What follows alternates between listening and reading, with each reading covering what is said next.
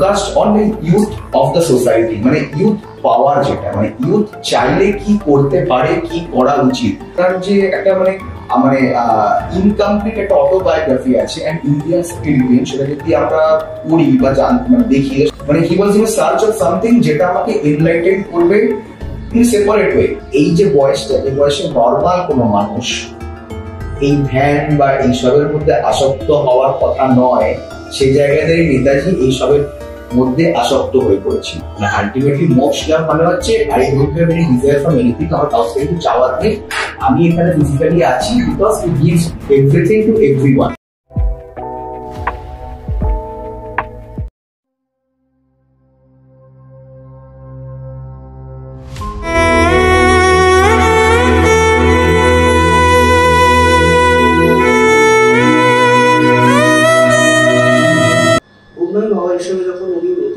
নতুন জীবন শুরু করলেন, আত্মপ্রকাশ করলেন, তখন ওনার যে পুরাতন পরিচিত বিপ্লবী বিমল নন্দীকে উনি একবার বলেছিলেন সাপের বিষ এনে দেওয়ার কথা, যাতে উনি নাকি হিমালয়ের যে পর্বত সেখানে তো প্রচন্ড ঠান্ডা, এবং সেখানে কোনোভাবে সাপের বিষ নিয়ে হয়তো শরীর গরম রাখা হয়তো কোনো ব্যাপারে উনি এই কারণেই হয়তো উনি বলতেন বারবার। তো হিমালয়ে গিয়ে কি তাহলে উনি তপস্যা করেছিলেন এরকম সাপের বিষ নিয়ে?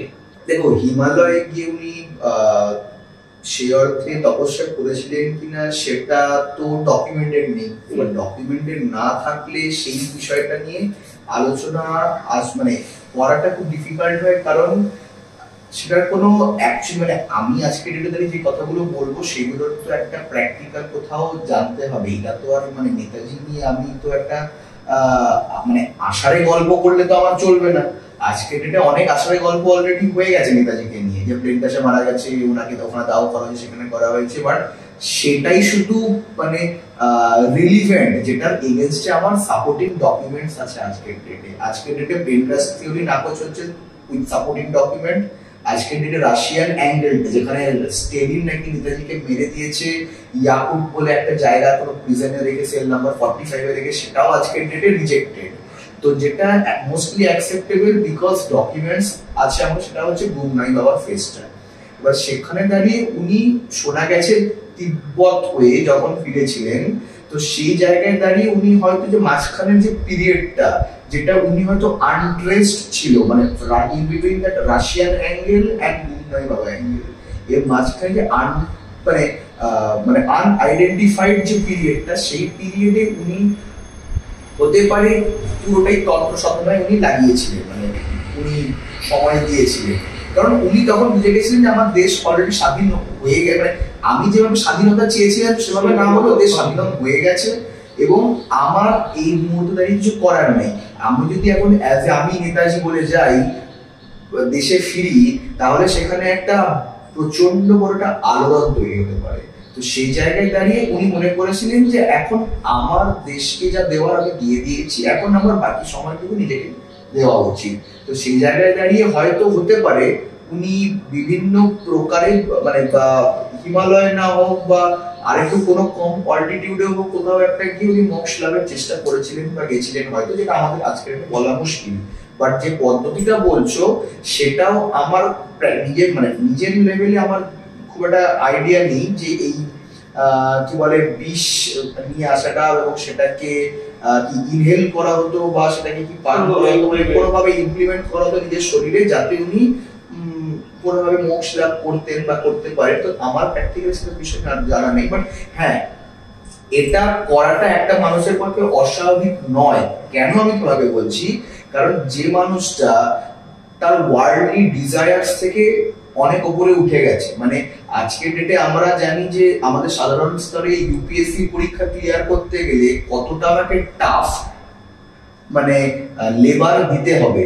সেই জায়গায় দাঁড়িয়ে উনি সেই সময়ের Indian civil service examination clear করেছিলেন শুধুমাত্র 8 মাসের পড়াশোনায়, এবং পরবর্তীকালে উনি 4th র্যাঙ্ক করেন সেই এক্সামে। এবং ওই সময় কিন্তু আইসিএস এক্সামটা অত সহজে ভারতীয়রা দিতে পারতো না, কারণ ওই এক্সাম দেওয়ার পর জেনারেলি হবে হচ্ছে তুমি ক্লাস 1 র্যাঙ্কের অফিসার, বিউরোক্র্যাট যাকে আমরা বলি। তো ব্রিটিশ যখন সেই দেশটাকে চালাচ্ছে, সে কখনোই চাইবে না যে সেই রকম টপ লেভেলে ওরা ভারতীয় আসুক। তো সেখানে সবসময় তারা হার্ডেল থাকবে সেই এক্সামে ক্লিয়ার করাতে। তো সেই ওরকম টাফ এক্সাম ক্লিয়ার করে 4th র্যাঙ্ক সহ উনি চাকরি জয়েন করার পরেও উনি প্রবেশন পিরিয়ডে চাকরি ছেড়ে দেন। তো যে এই ডিজায়ারটা মুভ করে গেছে বা পরবর্তীকালে তোমার ধরো যখন জার্মানিতে ছিলেন 7 মাস জার্মানিতে ছিলেন শুধুমাত্র জার্মানির থেকে উনি সহায়তা লাভ করবেন বলে, হিটলারের সঙ্গে দেখা করবেন বলে। হিটলারের সঙ্গে যখন দেখা হয় 7 মাস পর একটা বারের জন্য যখন দেখা হয়, উনি যখন সাহায্য চাইতে গেছিলেন, মানে এবার তিনি পজিশন কি ওনার হেল্প দরকার, সে সময় তো উনি অন্যায়ের সঙ্গে আপোষ করেনি। উনি কিন্তু এটা শুধু সাহায্য চেয়ে আমি চলে আসি এটা কিন্তু নয়। মানে হিটলারের যে নিজের অটোবায়োগ্রাফি মেইন কাম্প, সেই মেইন কাম্পেও মানে হিটলার যখন মানে ভারতীয় যে জাতিটাকে সেটাকে যখন বারবেরিক ইন নেচার বলে লিখেছিল, সেটার কঠোর প্রতিবাদ করে এসেছিল।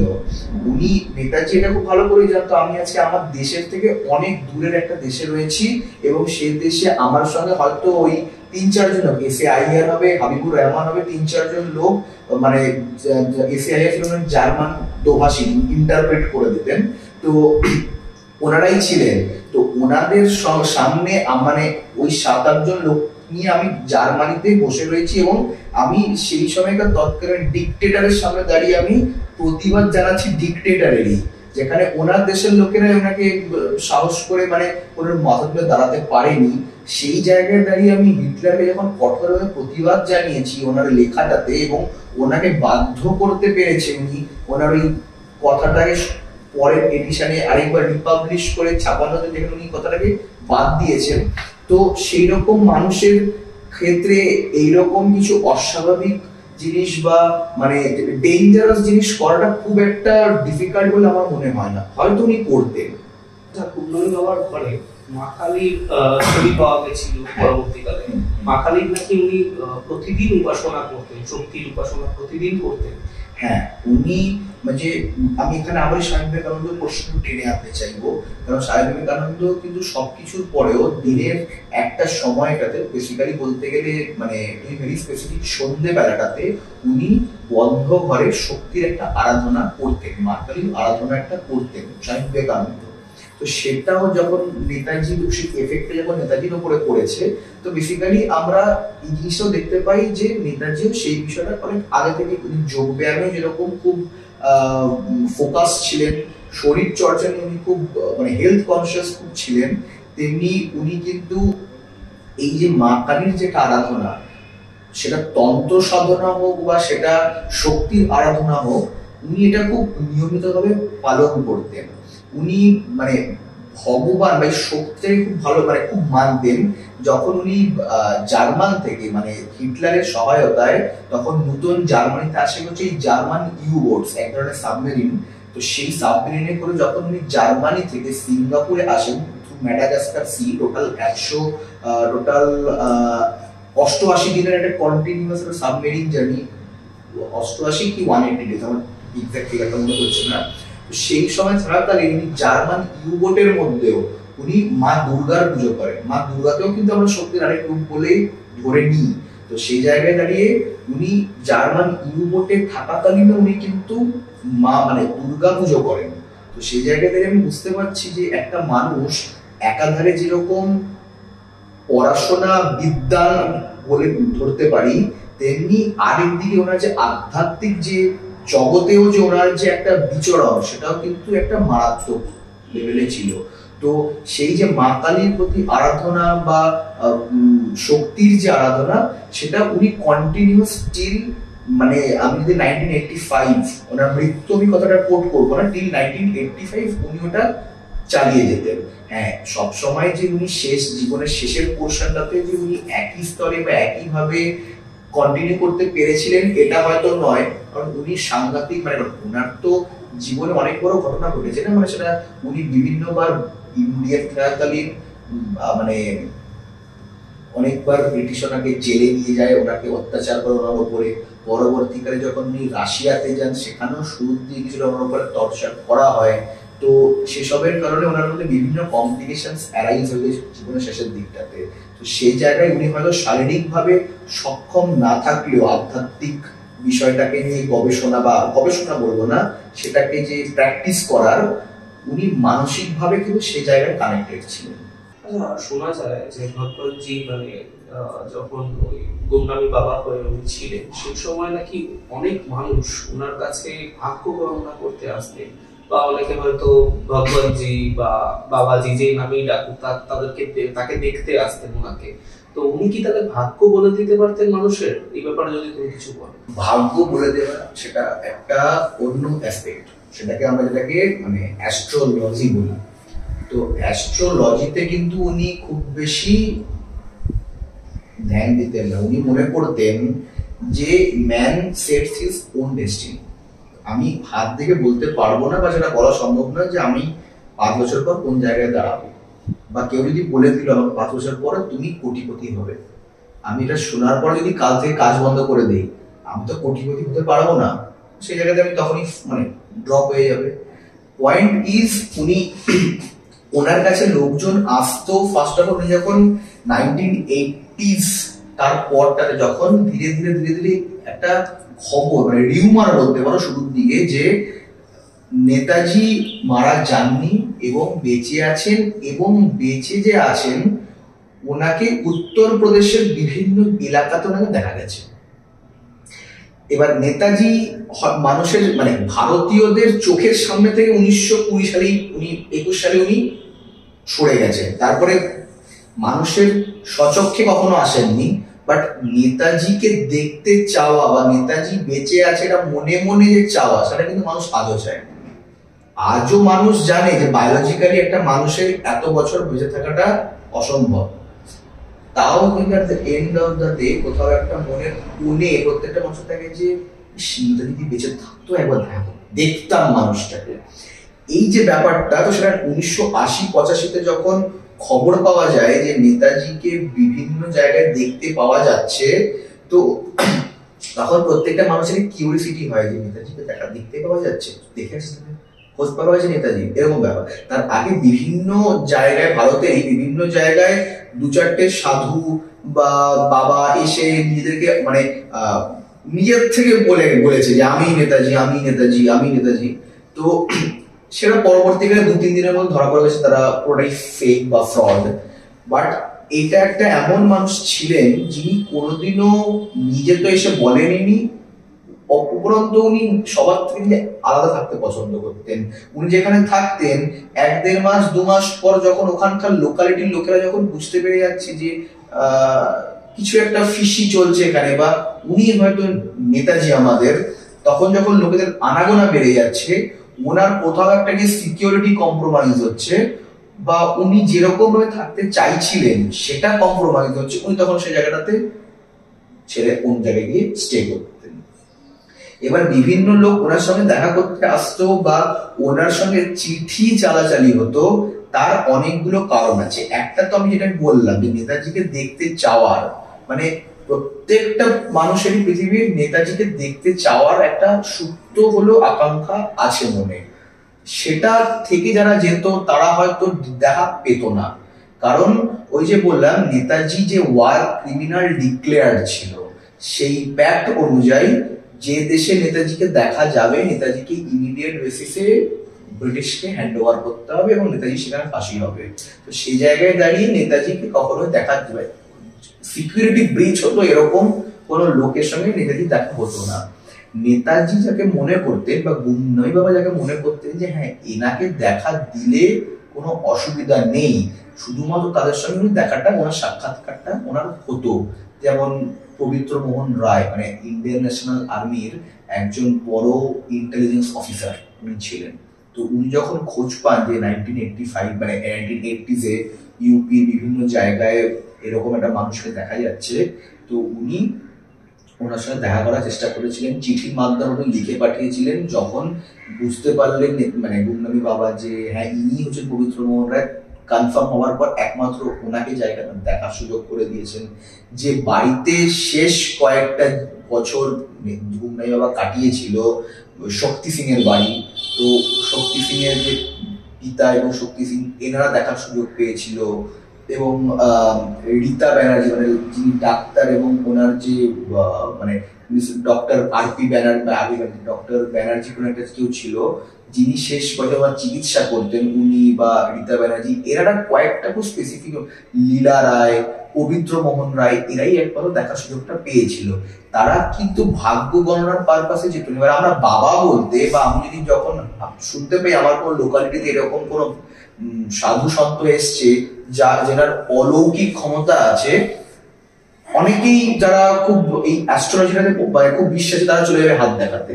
তো তারা হাত দেখাতে গেলেও নেতাজি মানে গুমনাইবাবু কিন্তু কখনোই তাদেরকে সেই রকম ভাবে কখনো মানে হাত দেখা বা ওইভাবে যেটা আস্থা দেয় সেটা উনি কখনো দেননি। উনি জীবনে চলার বা জীবনের যে আমার হার্ডেলস গুলোকে অতিক্রম করার যে মূল মন্ত্র উনি সেইগুলো শেয়ার করতেন। উনি যতটা যেভাবে পারতেন বাই নলেজ উনি শেয়ার করে উনি করতেন। তো সেভাবে উনি হাত দেখে জ্যোতিষবিদ্যার দ্বারা কোনো মানুষকে উনি মানে আসক্ত উনি করেননি বা করতে চাননি।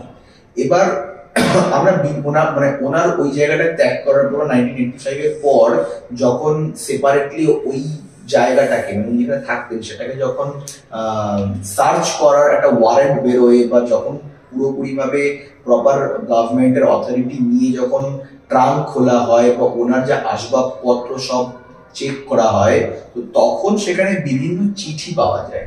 সেই চিঠি থেকে আমরা তখন দেখতে পাই যে তৎকালীন যত মানে অনেক বড় বড় দেশের বড় বড় মিলিটারির অফিসাররা হোক, জেনারেল র্যাঙ্কের অফিসাররা হোক বা নেতারা হোক, মানে তারা কি করছিল, নেতা মানে গুমনামি বাবাকে বিভিন্ন নামে চিঠি লিখতো এবং তার কাছ থেকে পরবর্তী পদক্ষেপের চাইতো, কি করা উচিত, ভালো খারাপ সব জিনিসের একটা ইনডেপথ অ্যানালিসিস ওনাকে চিঠি লিখার মাধ্যমে জানাতো এবং ওনার তরফ থেকেও চিঠি যেত।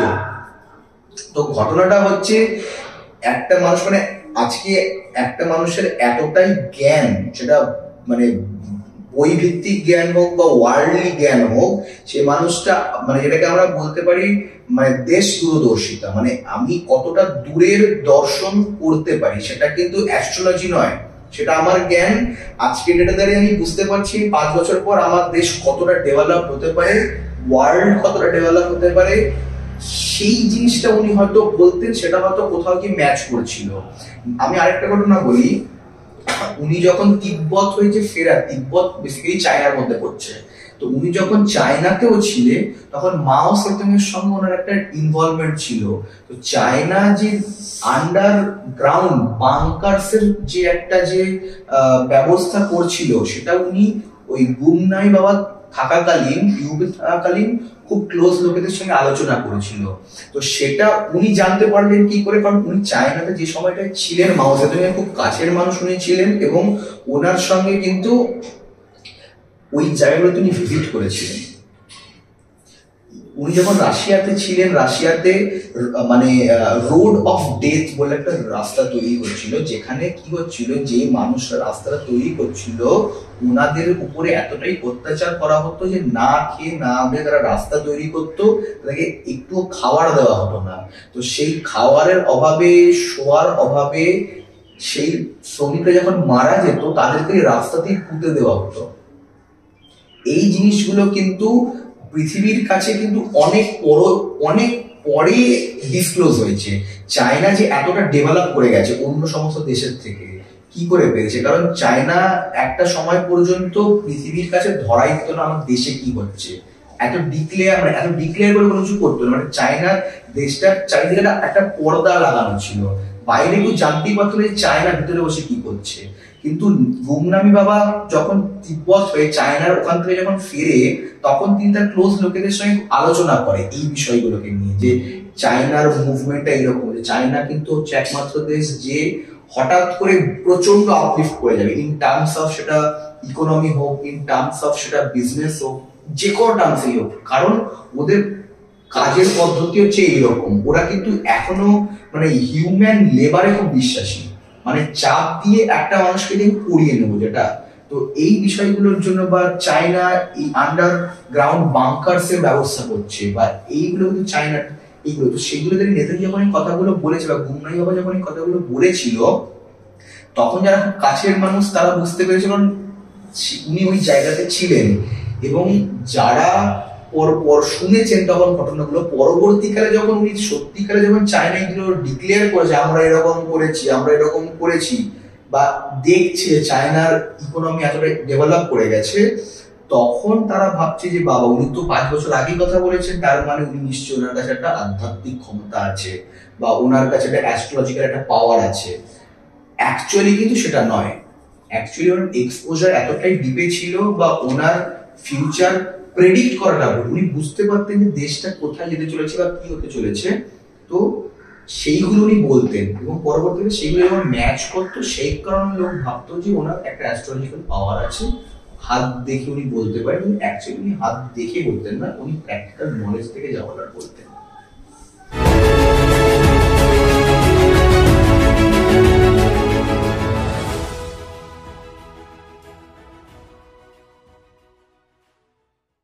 আপনারা যাদের এই ধরনের গল্প শুনতে ভালো লাগে তারা আমাদের গল্প শুনুন। আমাদের কাজ যদি আপনাদের ভালো লাগে তাহলে প্লিজ আমাদের চ্যানেলটিকে সাবস্ক্রাইব করুন, যাতে আরও ভালো ভালো কন্টেন্ট আমরা আপনাদের সামনে তুলে ধরতে পারি। কমেন্ট করে নিজেদের মতামত জানাতে ভুলবেন না যেন। আপনাদের অনুপ্রেরণায় আমরা যেন আরও এগিয়ে যেতে পারি। ধন্যবাদ।